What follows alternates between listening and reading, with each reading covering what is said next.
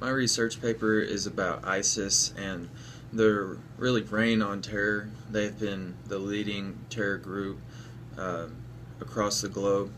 This research paper has been really interesting to me personally because I've been able to find out a lot of information about ISIS and how they started, and also the viewpoints that people take on how to defeat such a radical Islamic group. I believe with the research that I've conducted that we should put troops on the ground in the Middle East, especially in the places that ISIS has continued to grow and gain support from the local, say, villagers, I guess.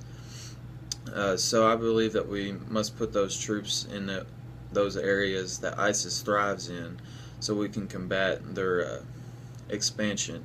And I also think that we should unite with our allies who have been attacked by ISIS directly or have been had inspired attacks in their country as well, because these allies are ready to fight with us. If we would just send our troops in, they'll be right there by our side. And I believe that we should do whatever it takes, no matter what the time frame or what the cost would be, because this is such a growing epidemic that we see every day of terror striking against either the United States or another one of our friendly countries.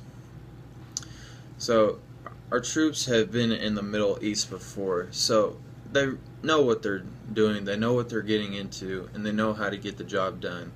We went into Afghanistan with two mindsets: that we would defeat the tyranny that was involved with Saddam Hussein, and that we would capture the local Al-Qaeda leaders such as Osama bin Laden. So we know how to do this because it's been proven to work in these countries. And we must not rely on the indigenous people of the local villages or the countries, because this just has not proven to work. We've tried it in Syria, and we started with 3,000 individuals who were wanting to fight ISIS and ended up with only 9 who were fighting ISIS as of November 2015. So, as I said earlier, our allies are ready to fight. We just have to have that same mindset that we would fight right there by their side, and that we would defend them and their rights as individuals, as we did in World War I and World War II. We stood by our allies and we strengthened them, and they strengthened us.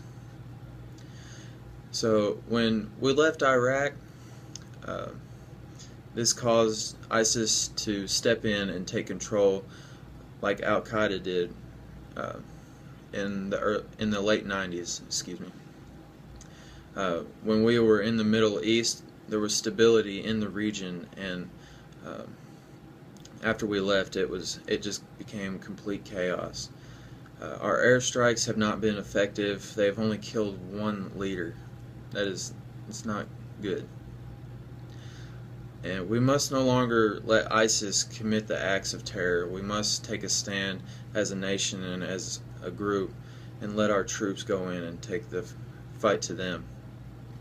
Some of the interesting things I've found is that we have launched over 8,000 airstrikes costing over $5 billion. And the number of attacks that ISIS has committed, but not only committed but also inspired, and also the number of Westerners that are fleeing to ISIS to fight alongside of them.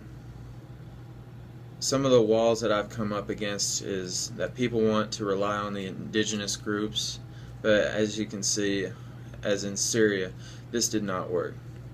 So we must take a stand against ISIS globally and unite as a nation and with our allies and really take down this terror. We must let our troops go in and get the job done like we know they can.